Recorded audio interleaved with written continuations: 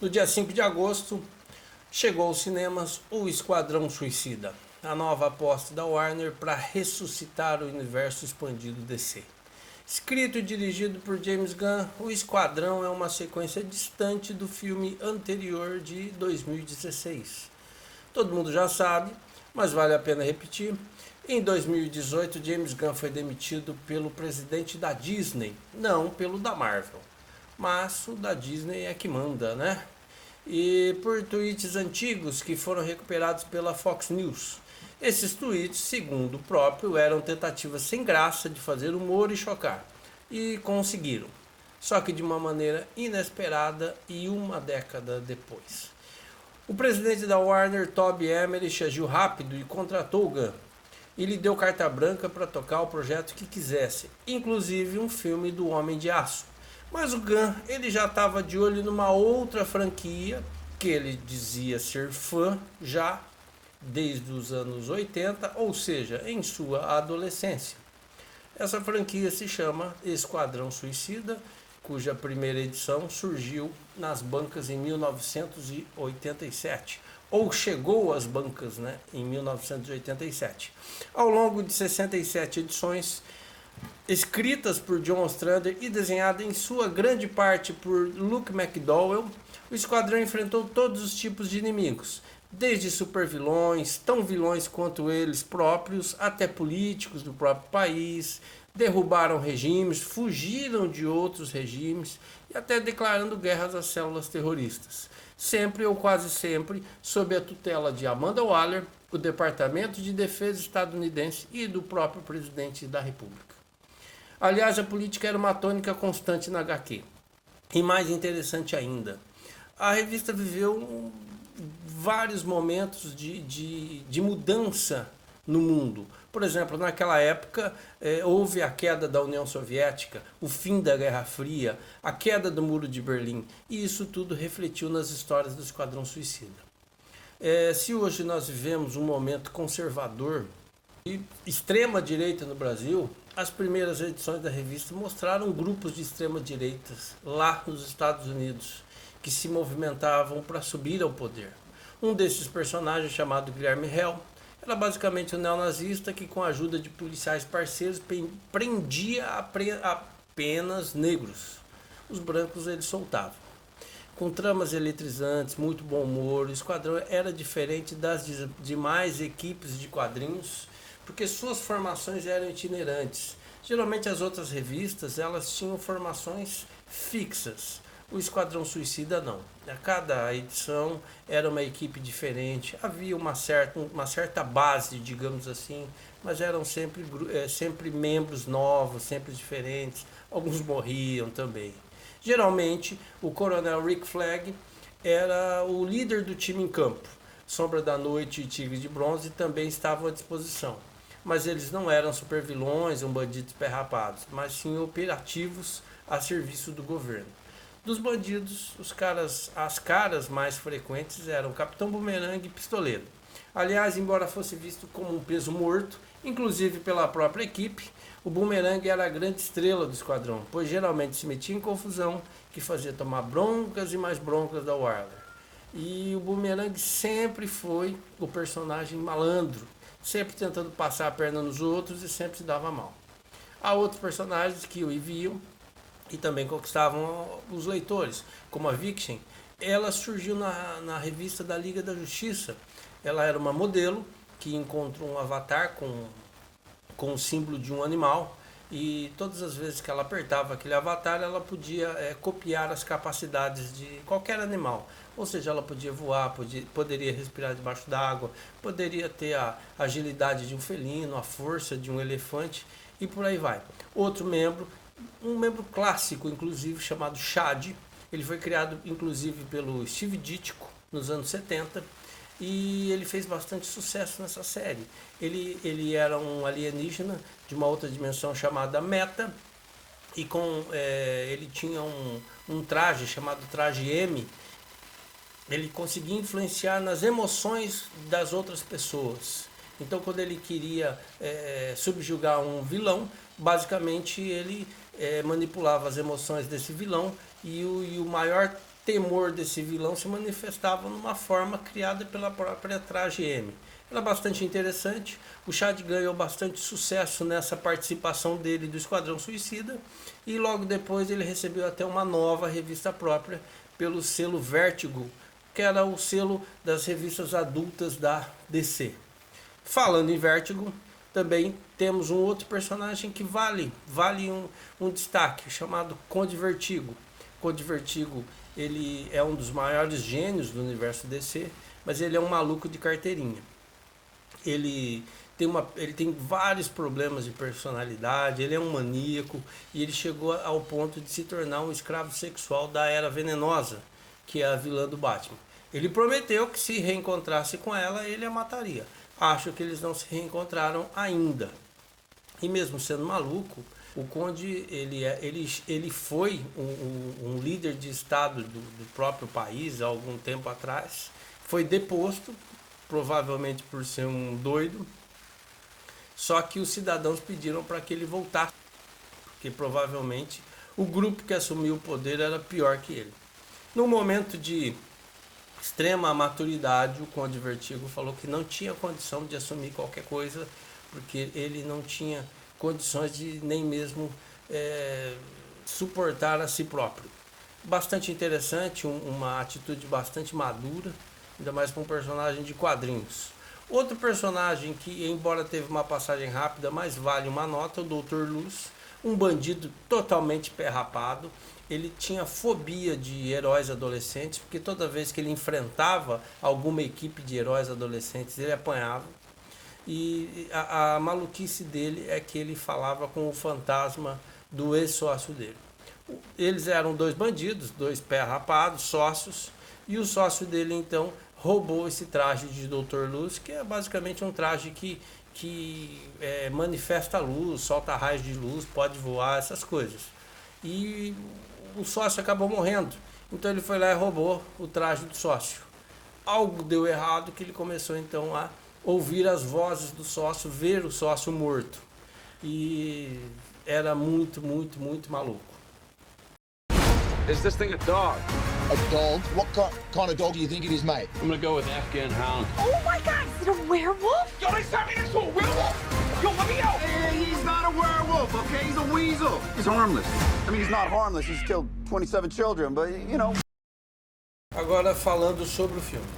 Eles têm como missão invadir um país chamado Corto Maltese, cuja família do presidente estava no poder há 100 anos. Corto Maltese, no filme, é basicamente uma mistura entre Cuba e Venezuela. Houve um golpe de Estado lá e um general decidiu tomar o poder, matou o presidente e a família toda. A missão do esquadrão é ir até lá, apaziguar os ânimos e destruir uma torre chamada Jotunheim, que supostamente tem movimentações alienígenas.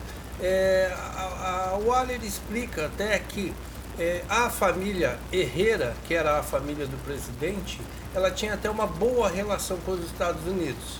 Agora que tem um golpe de Estado militar, né, a América arregala os olhos para isso. Então ela, muito esperta, envia duas equipes, uma entra de um lado da ilha, a outra entra do outro lado. A primeira equipe que chega é aquela que aparece no trailer da cena da Doninha, que inclusive toda aquela sequência, na minha opinião, é a mais engraçada do filme todo. A Doninha, ela rouba o filme para ela. Embora ela apareça pouco, mas ela consegue roubar o filme para ela. A segunda equipe, ela entra de uma forma mais escondida. Como a primeira equipe chega primeiro, toda a resistência de Corto Maltese vai até lá recebê-lo. E aí a segunda equipe entra na encolha do outro lado da ilha. A equipe número 2, ela tem como membros o Sanguinário, o Pacificador, o Tubarão, o Homem das Bolinhas e a Caça-Ratos 2. Sobre o Sanguinário, é bastante interessante a forma que o James Gunn fez para criar o personagem. É um personagem que já existe nos quadrinhos, ele realmente lutou, né, se é que podemos chamar assim, contra o Superman. Acabou atirando nele mesmo com uma bala de kryptonita e tudo mais. Só que ele é bastante diferente do personagem que apareceu no filme. No filme ele é na verdade um amálgama entre o próprio Sanguinário, o Pistoleiro e um outro personagem chamado Tigre de Bronze. Isso aconteceu porque o ator que substituiu Will Smith quando ele decidiu não voltar para a sequência, o ator chamado Idris Elba, ele foi contratado sem saber qual personagem que ele iria interpretar. Ele poderia interpretar sim o Pistoleiro ou poderia interpretar algum outro personagem. A Warner decidiu por preservar o papel do Pistoleiro, porque o Will Smith poderia voltar numa sequência próxima e aí ele teria lá o personagem dele garantido.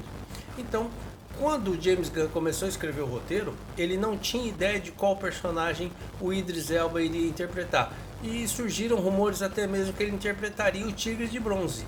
E o Tigre de Bronze, como eu disse, ele tem elementos no Sanguinário.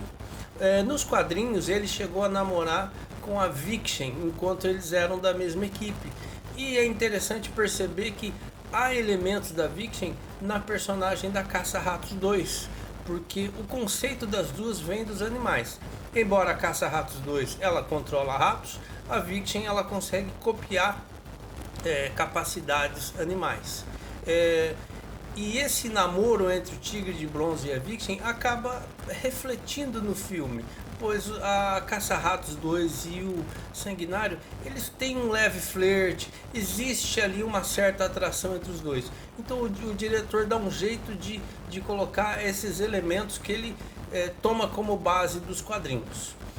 Além disso, o pacificador do John Cena, ele começa muito bem, é muito interessante a entrada dele, a forma que eles conversam, o jeito dele e tudo mais. Só que com o decorrer da trama parece que ele vai desaparecendo, parece que o personagem vai sumindo.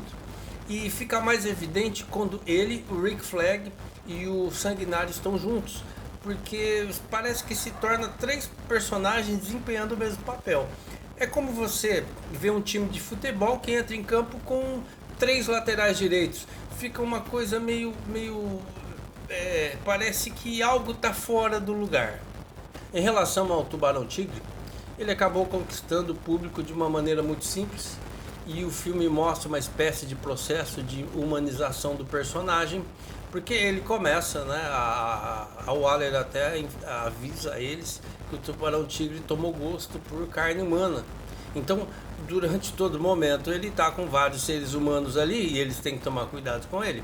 Só que ele vai se humanizando, ele vai conseguindo se tornar um ser, digamos assim, de confiança. E ele conquista não apenas o público, mas também os colegas ali de equipe. E você pode ter absoluta certeza que num Esquadrão Suicida 3, o Tubarão Tigre estará lá. Quanto à Arlequina, ela é a grande estrela do filme, mesmo assim. Ela tem as cenas-chave, que é ela quem interpreta, é ela quem conduz o filme, embora ela não lidere, embora ela não tenha personalidade para ser o fio condutor da trama, não é isso, mas ela consegue ter o destaque. A Margot Robbie, ela consegue interpretar muito bem, ela se sente muito à vontade interpretando a Arlequina e você percebe isso em cena. Ela faz muitas piadas, ela não liga para muita coisa, tem muitas cenas de ação, então ela acaba sendo o grande destaque do filme. Embora eu não veja ela como protagonista, mas ela é assim o grande destaque do filme. Um porém que eu posso dizer é em relação a Amanda Waller. Na verdade, todo o departamento interno ali da Força Tarefa X eu achei bastante preocupante. Primeiro porque ela parece não ter ali o controle do próprio departamento, as coisas acontecem sem que ela saiba. E segundo que a própria atriz, a Viola Davis, eu acho que se o diretor tivesse tido uma conversa com ela em relação a como ela interpretaria a personagem, poderia ter dado uns toques para ela ter um pouquinho mais de humor, porque a personagem parece ser muito rígida, muito irredutível, e a Amanda Waller, ela não é assim. Ela tem um certo humor, ela sabe como conversar, e muitas vezes ela é obrigada a recuar alguns passos quando ela sabe que vai perder, porque ela sempre ganha, de um jeito ou de outro ela tem que ganhar. Então eu acho que faltou um pouco isso. Claro que a personagem é coadjuvante no filme, mas seria interessante se ela pudesse ter um pouco mais de humor para ela. Ela cativaria o público com toda certeza, até porque a atriz que a interpreta é fantástica. Agora, o filme é bom? Sim, o filme é bom, o filme é muito bom. Ele não é extremamente fiel aos quadrinhos. O próprio diretor disse que não seria, ele adaptou muita coisa. O próprio vilão Starro, ele é um vilão da Liga da Justiça e não do Esquadrão Suicida.